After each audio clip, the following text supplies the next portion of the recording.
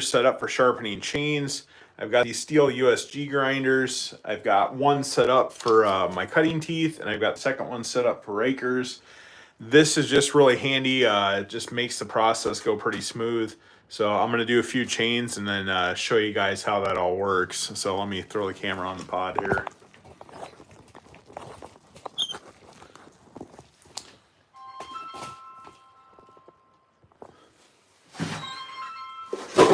So here's the wheel that I use. This one's a 1/4-inch Pico, so I'm going to switch that one out since I'm going to be doing some 3/8 chains.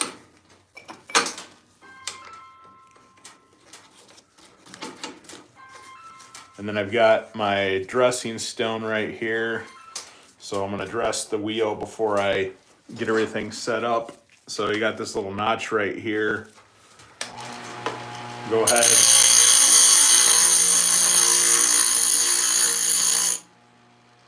That basically cleans everything up on that wheel. You can see how it polishes it and brings the contours back. So that way, if there's any chips and stuff out of there, it makes sure that those are gone. This is going to be a 3/8 chain.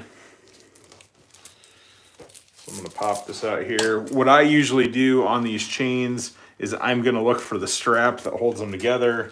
On the steel chains, it's going to be colored. So let's see if I can find the strap on here. That's going to be a green strap. So I'm going to start right there. Get that onto my machine. Bring this down. So what I'm going to want to do is I'm just going to take just the very front edge, tip around there, get that where I want, get all my settings in place. I don't really use this setting. I've got enough hand control on the top here, but what that does is it's got a stop here that'll keep you from going too deep on your chain because you don't want to be cutting into those straps, just enough to clean that point up and then into the cutting tooth there. So for my degrees, you got 40 on your back side, and then on the front side, since these are going to be your super chains or micro chains, they're going to be 30-degree cuts. So you're going to adjust the front here. I don't know if you can see this on this plate. You're going to have different degrees there, but I'm doing a 30-degree positive. So on the side here, I'm going to move it to 15 degrees positive. And then when I switch over and I do the other cut there, I'm going to be doing the opposite. So it'll be -30 degrees and then -15 on that. So like your hexa chains, some of the Duro chains, those are going to be 25 degrees. Your RMX chains, which are going to be your ripping chains, those are going to be 10 degrees. So you just got to make sure you know which chains you're dealing with before you set everything up. So I'm going to go ahead and do some sharpening on here, show you guys how it works.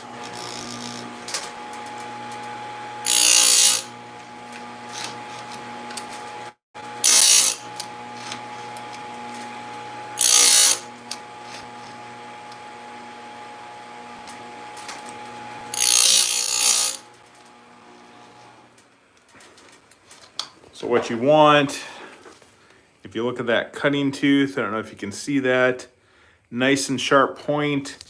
Notice on top you're not getting a bunch of discoloring. I'm just taking enough off to regain that point on there, cleaning up the gullets, and I'm not going too deep where it's cutting into the straps. So keeping that nice and clean as well. I'm just gonna go through and do that whole process to that one side. I inspect everything as I go. I do realize that steel makes a foot pedal for these.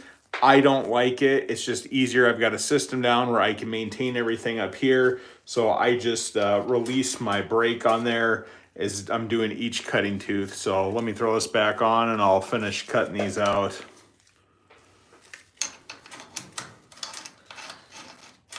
And notice I'm not going up and down a bunch of times. I'm just gonna go through and hit the chain really quick once, and that's usually enough to clean it up.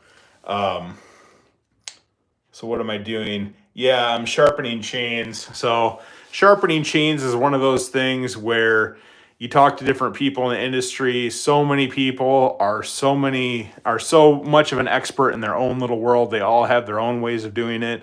Some people will say hand filing is the best way to do it. You get a sharper point. You know, doing it this way on this type of grinder, that way. Everybody's got their own opinions of how to do it. This is just how I do it in the shop. This works real well for me. The customers are happy with the end product. The nice thing about using the machines is you get all your angles accurate, which is going to bring it back to specs.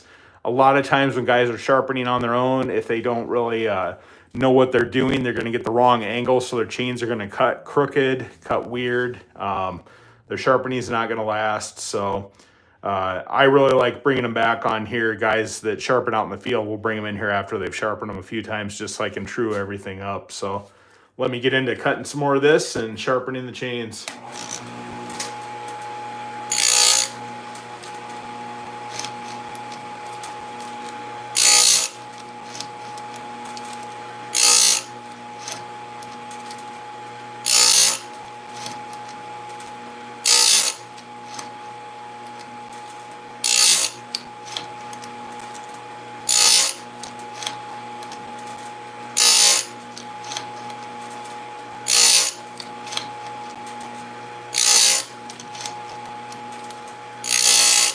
As you can see, it doesn't take me too long to get all the way around the chain. I don't need that foot release. I just do everything manually, and it works just fine for me. Once you got everything set up, it's pretty straightforward. This is my new USG. I had the other one have a spring break, so I got that on the bench right now. I'm tearing it apart. But this one's really, really tight on the spring, so it's sort of hard to pull down.